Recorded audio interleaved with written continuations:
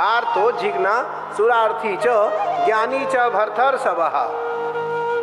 भगवान कृष्ण कहते हैं अर्जुन, मेरे 4 भक्त हैं, आर्त, जिज्ञासु, सुरार्थी और ज्ञानी। आर्तो जिज्ञा सुरार्थी च ज्ञानी च भर्तर्षभः, मेरे 4 भक्त हैं। भगवान ने पूछा, जब भगवान ने कहा मेरे 4 भक्त हैं, तो अर्जुन ने पूछा इन चारों में मेरा कौन सा स्थान है, मैं कहां हूं? तो भगवान ने कहा पार्थ, तुम जिज्ञासु हो।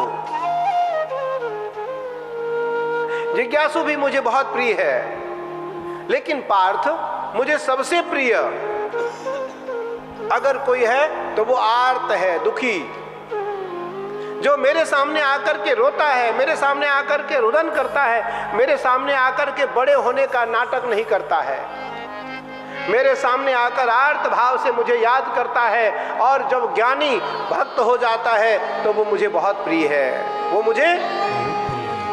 तो आर्त और ज्ञानी, क्योंकि ज्ञानी जल्दी भक्त नहीं होते भैया, इनमें बहुत तर्क होता, बहुत तार्किक होते हैं। भक्त तर्क नहीं करता, उसको जो बता दो वही करेगा। आज हजारों हजार लोग ऐसे हैं जो माला जपते हैं, लेकिन उसमें सैकड़ों लोग ऐसे हैं जिनको माला जपना आता है, बाकी माला जपना नहीं आता है। कैसे जपना चाहिए, लेकिन वो सीखना भी नहीं चाहते, क्योंकि वो स्वयं में बड़े ज्ञानी हैं। तो इसलिए ज्ञान होना बहुत आवश्यक है, लेकिन ज्ञान के साथ साथ भक्त होना परम आवश्यक है। तो भगवान कहते हैं मैं ज्ञानी और आर्त के अधीन हूं, मैं ज्ञानी और आर्त के अधीन हूं। और श्रेष्ठ मानस तत्परः, श्रेष्ठ मानस कौन है, श्रेष्ठ पुरुष कौन है?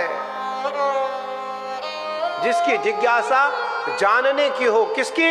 उत्तम श्लोक दर्शनः, उत्तम श्लोक दर्शनः, जो उस उत्तम पुरुष को देखने की कामना रखता हो। उत्तम पुरुष कौन है?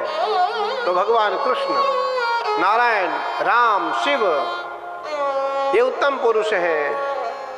इनको जो देखने की कामना रखता है वही महान है, वही वंदनीय है, वही उत्तम है, वही प्रार्थनीय है, और वही जन साधुवाद के पात्र हैं।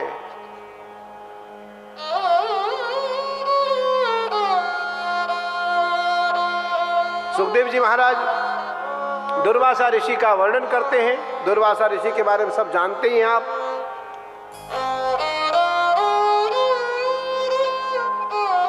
एक दिन की बात है, भगवान कृष्ण से गोपियां आकर के कहती हैं कि मुझे आपके गुरुजी से मिलने का मन है, दुर्वासा ऋषि से। कृष्ण ने कहा जाओ मिल आओ, क्या बात है, उस पार तो रहते हैं वो, मैं इस पार हूं, वो उस पार रहते हैं। गोपियां चली, हाथ में सोने की थाल लेकर के उसमें सारे फल फूल नैवेद्य हैं, मिष्टान्न है, पंचमावा है, और थाल लेकर के गई। यमुना जी उमड़ रही थी, वापस आई, भगवान कृष्ण से आकर के बोली कि यमुना जी उमड़ रही हैं, हम उस पार कैसे जाएं? कृष्ण ने कहा जाकर यमुना जी से कह दो कि अगर कृष्ण अखंड ब्रह्मचारी है तो यमुना मार्ग दे दे, यमुना जी मार्ग दे दे। गोपियां कहती है कैसा बात करता है ये, मेरी पीतांबर को छूता रहता है, मेरी साड़ी के दुपट्टे को स्पर्श करता रहता है, मुझे छेड़ता रहता है दिन भर ये, और स्वयं को ब्रह्मचारी कह रहा है।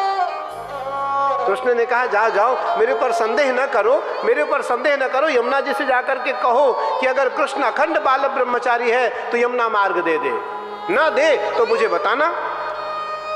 चली गई, सबने जाकर यमुना जी से कहा। सब बोली कि देखो कृष्ण अगर अखंड ब्रह्मचारी है तो मुझे मार्ग दे दो, मैं उस पार जाना चाहती हूँ।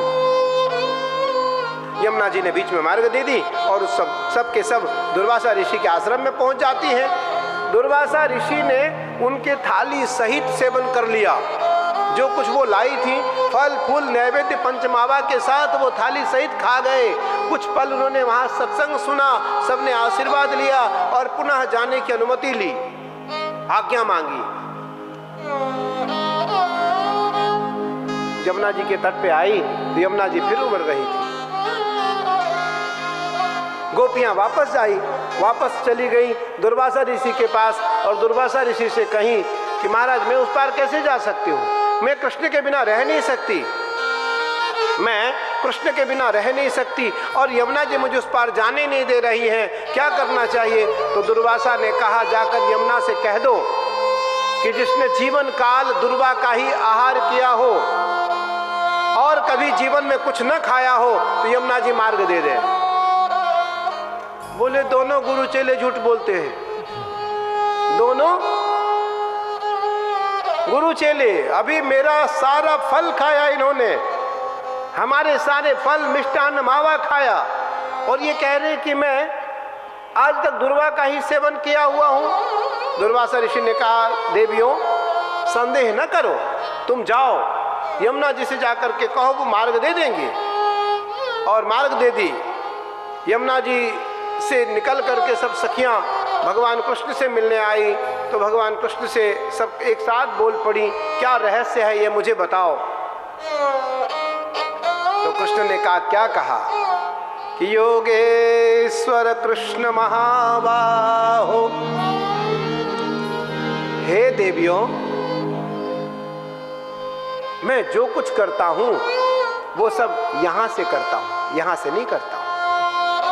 जो कुछ है सब लीला है, नाटक है, मैं वास्तविक में योगेश्वर हूं, मैं वास्तविक में योगेश्वर हूं। समय आया तो मैं जरूर दिखाऊंगा, समय आएगा तो मैं जरूर बता दूंगा, मैं जरूर बता दूंगा।